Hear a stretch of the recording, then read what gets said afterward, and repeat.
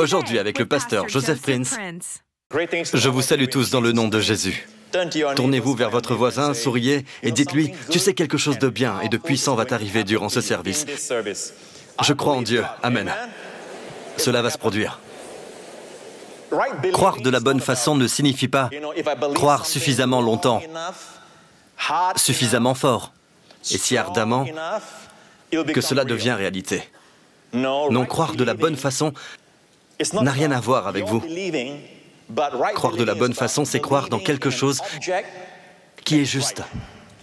Et il s'agit de notre Seigneur Jésus-Christ. Jésus regarda le peuple juif de son époque. Et voilà ce qu'il dit dans Jean au chapitre 8. Jésus dit aux Juifs qui croyaient en lui, « Si vous demeurez dans ma parole, vous êtes vraiment mes disciples. Vous connaîtrez la vérité. Et la vérité vous affranchira. » Jésus parlait à des gens qui connaissaient la loi. Et pourtant, il leur dit, à ces gens qui connaissent la loi, « Vous connaîtrez la vérité. Et la vérité vous affranchira. » Alors, quelle est cette vérité que Jésus est venu nous révéler? Jean chapitre 1er, regardez. La Bible dit, « Au commencement était la parole, et la parole était avec Dieu, et la parole était Dieu. » Il s'agit de notre Seigneur Jésus. Au commencement, il était avec Dieu. Toute chose fut faite à travers lui. Et rien de ce qui a été fait n'a été fait sans elle. Avançons au verset 14. « Et la parole a été faite chair, et elle a habité parmi nous. » Donc Jésus, la parole était Dieu, nous venons de le voir, et la parole a été faite chair, et elle a habité parmi nous. Et nous avons contemplé sa gloire, une gloire comme la gloire du Fils unique venu du Père, pleine de grâce et de vérité. Allons au verset 16. Et nous avons tous reçu de sa plénitude. C'est le témoignage de Jean au verset 16, de sa plénitude, plein de sagesse et de connaissance. Nous avons tous reçu, et grâce pour grâce. De sa plénitude, la grâce et la vérité sont venues par Jésus-Christ. Vous savez le mot grâce, pour grâce. Le mot pour, en grec, c'est le mot anti, que l'on retrouve en anglais, anti. Quand vous entendez anti, vous pensez à quoi? Contre, n'est-ce pas? Mais si vous regardez dans un dictionnaire au mot anti, il ne signifie pas toujours contre. Anti peut aussi signifier à la place de, au lieu de. Donc la grâce au lieu de la grâce, et soudain j'ai une vision. D'accord? Le Seigneur me montre cela personnellement, et je vois les vagues de l'océan s'approchant de la plage. D'accord? Chaque vague cède la place à une autre. Une vague à la place de celle qui l'a précédée, à la place de celle qui était là avant. Et ainsi de suite. En d'autres mots, il n'y aura jamais un vide dans votre vie qui ne pourra être comblé par une nouvelle vague de grâce venant de Dieu. Puis-je avoir un bon amen? Il n'y a pas de besoin dans votre vie qui ne peut être comblé entièrement, abondamment, par sa grâce. Amen. Après avoir eu recours à une grâce, par exemple, une autre arrive. Et la meilleure image que je peux vous donner est celle de ce voyage en début d'année avec quelques-uns de mes pasteurs. Nous sommes allés en Israël, qui sortait d'une période de sécheresse. Officiellement, plus de 10 ans de sécheresse. Et il y avait un grand déluge de pluie, et même de la neige à Jérusalem. Et nous sommes allés en mars, au printemps. Je n'avais jamais vu la mer de Galilée comme cela. Regardez. Nous avons filmé cela aux abords de la mer de Galilée. Et regardez, une vague arrive. La première, le salut. Nous avons tous été sauvés. On pensait que c'était tout. Mais non, une autre arrive. Nous voilà baptisés du Saint-Esprit, avec le parler en langue et les dons de l'Esprit. Une autre arrive pour nos corps. Nous sommes guéris. Alléluia. Une autre vague, car nous ne sommes pas si intelligents. C'est une vague de sagesse et d'abondance. Alléluia. Vague après vague. Vague après vague. De la même façon. Grâce après grâce. Grâce après grâce. Alléluia. Pour la vie. Et cela grâce à la croix de Jésus-Christ. Certains d'entre vous, vous résistez, comme je le disais à l'instant. Il y a de la souffrance dans votre vie, des fissures dans votre cœur, dans votre âme. Personne ne voit cette douleur. Personne ne voit ces fissures, et cela ne vous rend pas sain. Le mot saint, ou holy en anglais, vient du mot whole, qui en français signifie entier. Être saint, c'est être complet. Seul Jésus vous complète. C'est ce qu'il a fait, toujours. Il ramasse les miettes et les assemble à nouveau. Jésus nous complète. Et le résultat, c'est la sainteté. Maintenant, regardez cela. La prochaine vidéo que vous allez voir, c'est la grâce de Dieu telle un tsunami qui touche toutes nos blessures, toutes les crevasses et toutes les abysses de notre cœur. Regardez. Voilà une vague.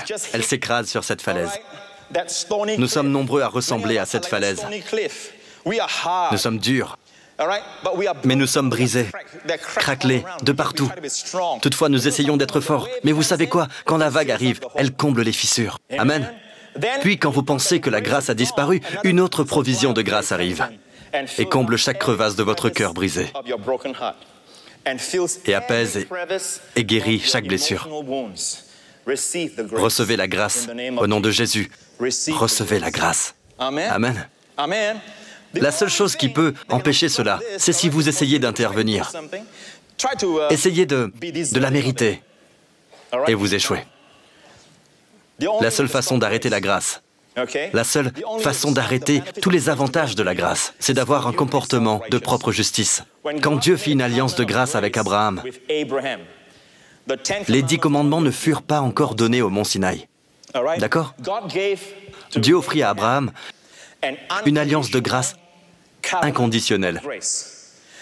En d'autres mots, elle ne dépend pas de la bonté d'Abraham, mais de celle de Dieu. Non pas de sa fidélité, mais de celle de Dieu. Des années plus tard, toujours avant que les 10 commandements ne soient donnés, cela arrivera 450 ans plus tard, les descendants d'Abraham devinrent 12 tribus en Égypte, et puis vint un pharaon qui ne connaissait pas Joseph et qui les oppressa. Le pharaon est l'image du diable. Alors pendant qu'ils souffraient sous les coups de fouet de leurs tyrans égyptiens, ils crièrent à Dieu. Dieu les entendit du ciel. Beaucoup sont loin d'être parfaits en fait. Quand vous étudiez la Bible, vous vous rendez compte que beaucoup d'entre eux prièrent les dieux d'Égypte.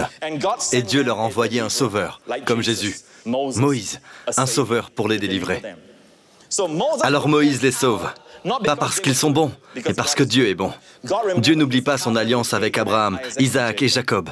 Il y a des années de cela, Dieu m'a parlé et m'a dit « Étudie de l'Égypte au mont Sinaï, où la loi fut donnée. C'est une image de pure grâce. Personne parmi mon peuple n'est mort durant ce temps, malgré leurs péchés. » Et très vite, je suis allé lire ma Bible pour voir si Dieu avait tort. Vous connaissez tous l'histoire. Non, ils murmuraient.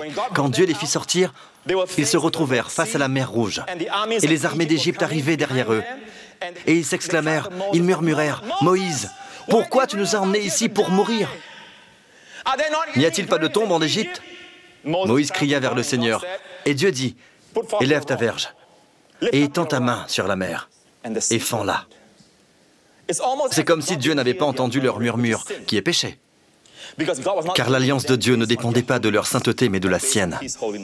Non pas de leur fidélité, mais de la sienne. Alors ils marchèrent sur une terre sèche.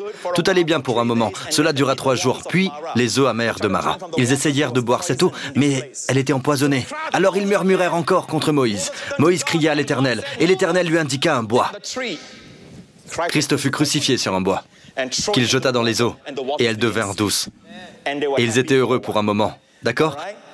Et puis, ils n'étaient contents qu'un court moment, car ensuite ils dirent, « Moïse, nous avons faim! Tu nous as emmenés ici pour mourir! » Combien parmi vous savez que murmurer c'est péché? Et Moïse cria vers le Seigneur, et Dieu lui dit, « Je ferai pleuvoir. » Quoi? Le jugement? Non, la manne. On dirait que chaque nouveau murmure, chaque nouvelle plainte apporte un nouveau lot de grâce. Pas parce qu'il est bon de se plaindre. Non, c'est mauvais. Mais Dieu démontrait qu'ils n'étaient pas sous une alliance de loi. Ils étaient sous une alliance de faveur non méritée. Clairement pas, vu leur attitude. Toujours est-il, Dieu déversa sa grâce encore et encore. Mais quelque chose arriva quand ils arrivèrent au pied du mont Sinaï.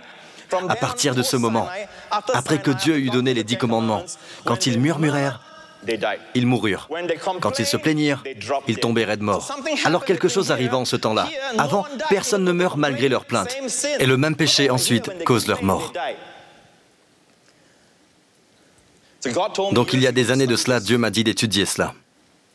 Il s'est passé quelque chose dans le chapitre 19 de l'Exode. Le peuple, en substance, changea d'alliance. C'est ce qu'ils dirent à Dieu. Dieu donna les 10 commandements. Mais le chapitre 19 nous apprend pourquoi. Ils vinrent au pied du mont Sinaï et dirent à Dieu, « C'est ce que dit votre Bible. » Vous le savez si vous avez lu ce chapitre.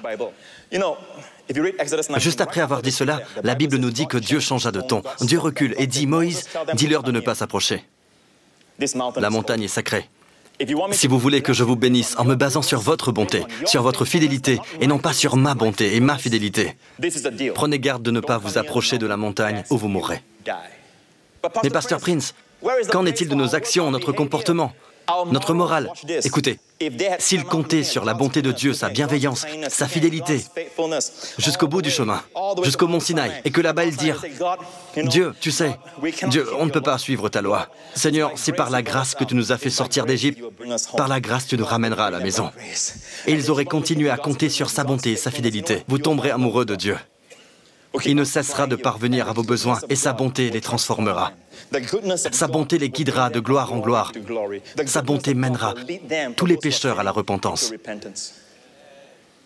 Mais il y a certains parmi nous aujourd'hui, dans cette église même, qui pensent que de démontrer l'amour de Dieu, sa bonté, constamment, ne fera qu'attiser la rébellion chez des pécheurs. C'est faux. La force du péché, ce n'est pas la grâce. La force du péché, c'est la loi. Vous me suivez? Ça va jusque-là? Je vais vous donner, et je terminerai ainsi, d'accord, un exemple du Nouveau Testament, après que Jésus soit venu. C'est-à-dire que vos péchés ne peuvent arrêter la grâce de Dieu. Toutes vos blessures ne peuvent empêcher ce tsunami de combler tous les creux de votre vie, les crevasses dans vos cœurs.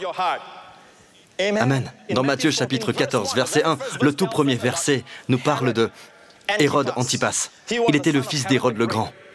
Vous savez, Hérode le Grand, qui voulait tuer Jésus alors qu'il était un bébé, c'est son père. Alors Hérode Antipas régnait. Et en passant, tous les Hérodes n'étaient pas des Juifs, mais des Édomites. Ce sont des prétendants au trône. Ils ne descendent pas de David. Jésus était le roi officiel, en fait. D'accord? Mais ils sont Édomites, placés là par les Romains, comme des marionnettes. Alors Hérode Antipas avait un problème de convoitise. Il convoitait les femmes. Il était passionné par la femme de son frère Philippe. Son nom était Hérodiade.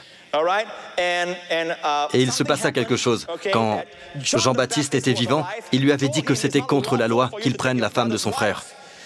Plus tard, on apprit que son frère mourut, et il fit en sorte que sa femme devint la sienne. Mais la femme a une dent contre Jean-Baptiste parce qu'il s'était opposé à cette relation. Alors au chapitre 14, dans Matthieu, cela commence avec l'anniversaire d'Hérode. Hérodiade, l'épouse, a une fille, une belle fille qui danse pour lui. Et il est très heureux.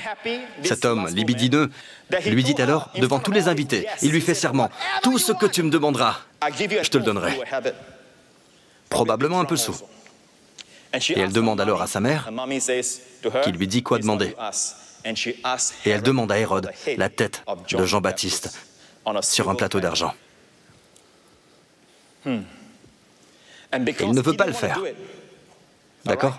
Mais à cause de tous ses invités autour de lui, et parce qu'il en a fait le serment, il lui donne ce qu'elle a demandé. Et elle apporte à sa mère la tête de Jean-Baptiste. Vous devez comprendre quelque chose. Quand Jésus a pris cela, suivez bien, d'accord? Ses disciples vinrent, ceux de Jean-Baptiste. Ils récupérèrent son corps afin de l'enterrer, puis allèrent tout raconter à Jésus. Jésus apprit la mauvaise nouvelle et en était peiné. Quand il apprit cela, il s'en alla par bateau. Il se retira dans un endroit isolé. Que pensez-vous qu'il alla faire? Porter le deuil quelque temps. N'oubliez pas, même s'il est Dieu, il est aussi à 100% homme, avec des sentiments et des émotions comme vous et moi. Il a connu Jean toute sa vie. Alors il porte le deuil, n'est-ce pas? Il voulait un peu de temps à lui, car il est toujours entouré de gens. Il est comme un réservoir de grâce, et les foules viennent à lui avec toutes sortes de demandes. et lui voulait être seul. Alors il est allé dans un endroit désert, et que trouve-t-on dans un désert? Rien. Il y est allé pour être seul. Mais la Bible dit, et la foule, l'ayant su, sortit des villes et le suivit à pied. Imaginez, au chapitre 12, il fut rejeté par les aînés. Au chapitre 13, il parle en parabole. Au chapitre 14, un de ses meilleurs amis dans le ministère mourut, son propre cousin. Mais regardez ce qui est arrivé quand la foule vint à lui. Dans son temps d'isolement. Le prochain verset nous dit, quand Jésus sortit, il vit une grande foule et fut pris de compassion pour eux et il guérit les malades. Il guérit les malades. Toute la méchanceté des hommes. Tout comme Israël sous la grâce, chaque nouvelle plainte apportait de nouvelles démonstrations et provisions de grâce. Il semble que toute la méchanceté et le rejet des hommes n'a fait qu'apporter plus de grâce aux hommes. Alléluia! A-t-il terminé? Nous sommes toujours au chapitre 14. Prochain verset. Le soir était venu. Leur corps était guéri. Waouh, je me sens bien. Tiens, ça fait un moment qu'on n'a pas mangé. Voilà la tumeur qui se pointe déjà. J'ai faim. Le soir était venu, les disciples s'approchèrent de lui et dirent « Ce lieu est désert, et l'heure est déjà avancée. Renvoie la foule, afin qu'elle aille dans les villages pour s'acheter des vivres. » Prochain verset. Jésus leur répondit « Ils n'ont pas besoin de s'en aller. Donnez-leur vous-même à manger. » Et ils lui dirent « Mais nous n'avons que 5 pains et 2 poissons. » Dois-je continuer? Allons, vous savez ce qui s'est passé là-bas, n'est-ce pas? Il multiplia. Cela peut être la guérison pour votre corps. Cela peut être des vivres durant une période de difficulté financière. Peut-être 5 pains et 2 poissons. Et dans les mains de Jésus, cela se multiplie. Est-ce tout dans ce chapitre? Allons jusqu'à la fin. Il les envoya tous. Il renvoya la foule. Tous mangèrent et furent rassasiés. Et l'on emporta 12 paniers pleins de morceaux qui restaient. Jésus dit, vous en avez eu assez. Maintenant, rentrez chez vous, les gars. Il fit monter ses disciples dans la barque afin qu'ils passèrent avant lui pour traverser la mer de Galilée. Et Jésus monta sur la montagne. C'est comme si Jésus, et je termine avec cela, c'est comme si Jésus était à la droite du Père, sur la montagne, un lieu élevé. Et nous nageons tous, enfin plutôt nous ramons dans une barque sur la mer de Galilée. Et la Bible dit, à la 4e veille de la nuit, une tempête se leva. Et Jésus regarda vers eux. La 4e veille, c'est de 3 à 6 heures du matin. Au plus sombre de la nuit, Jésus vit ses disciples dans la barque. Et la Bible dit, Jésus alla vers eux, marchant sur la mer, et ils s'écrièrent, « C'est un fantôme !»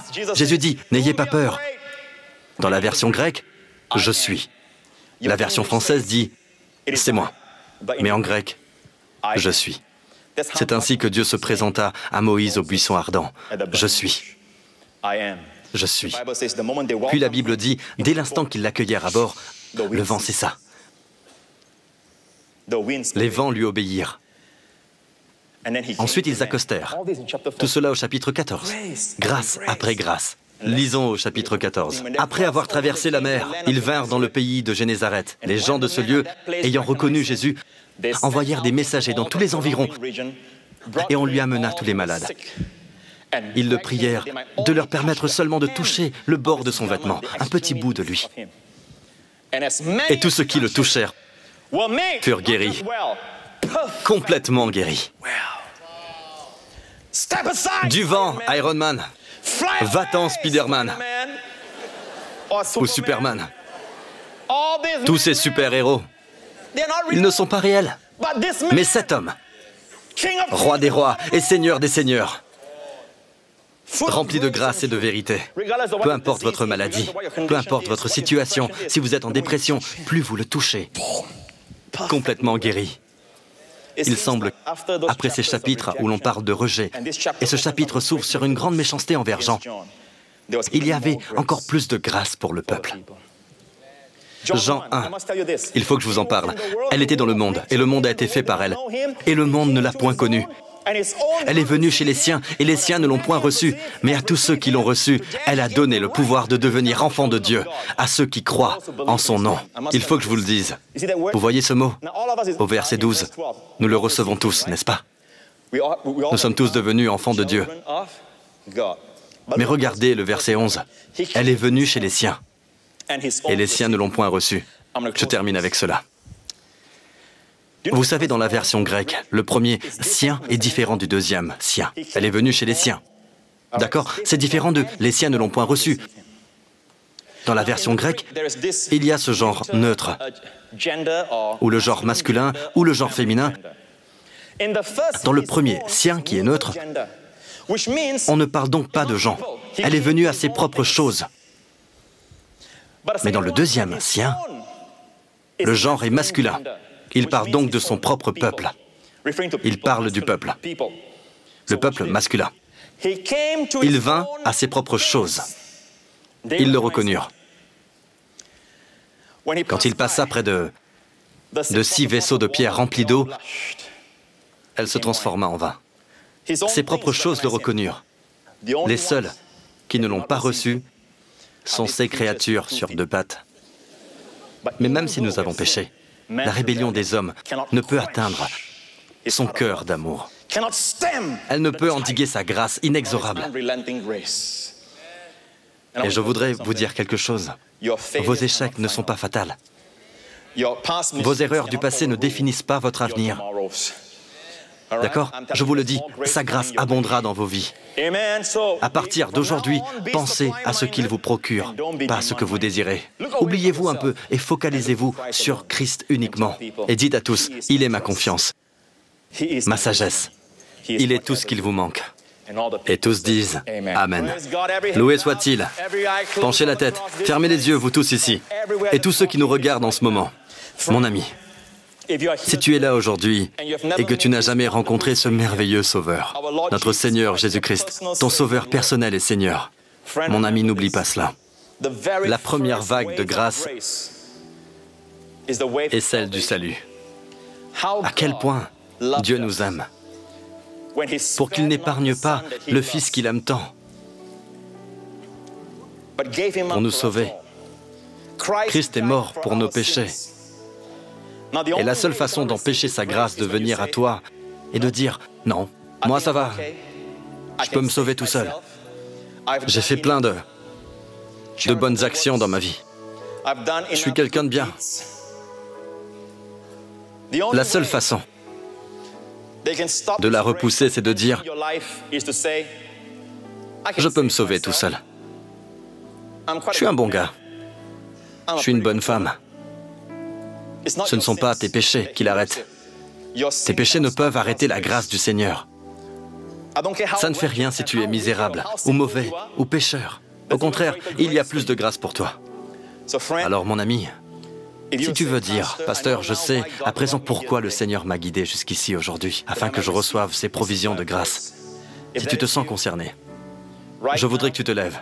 Je voudrais que tu lèves les mains, où que tu sois. D'accord? Tous ensemble. Levons nos mains au ciel, comme ceci. Tournez-vous vers Dieu et dites, si vous voulez de Jésus-Christ comme Sauveur et Seigneur, dites ceci, Père Céleste, je te remercie pour ton amour. Même avant de te rencontrer, tu m'aimais déjà. Tu voyais au-delà de mes défauts, au-delà de mes péchés, tu m'as aimé. Et tu as envoyé ton Fils mourir à ma place, en mon nom, sur cette croix. Jésus-Christ est mort pour mes péchés. Il a été puni à ma place. Mais tu l'as ressuscité des morts. Telle une preuve que mes péchés ont été lavés. Jésus-Christ est mon Seigneur, mon Sauveur et mon Dieu, aujourd'hui et à jamais. Dans le nom merveilleux de Jésus. Amen, amen. Louons le Seigneur. Alléluia. Si vous avez prié avec moi, si vous avez reçu cette grâce, si vous avez reçu le pardon de Dieu pour vos péchés, vous êtes pardonnés complètement. Oui, Seigneur. Amen. Voulez-vous lever les mains encore une fois? Je viens d'entendre le Seigneur dire que certains d'entre vous ne parviennent pas à se pardonner. Vous dites que Dieu vous pardonne, mais vous ne vous êtes pas pardonné. Il s'est passé des choses qui font que, jusqu'à ce jour, vous vous le répétez intimement. Vous vous blâmez toujours, encore et encore. Alors dites avec moi, Père qui est aux cieux, qui suis-je pour être plus juste que toi? Tu pardonnes tous mes péchés. Qui suis-je pour ne pas me pardonner tous mes péchés? Dans le nom de Jésus, dites votre nom doucement et dites « Je te pardonne.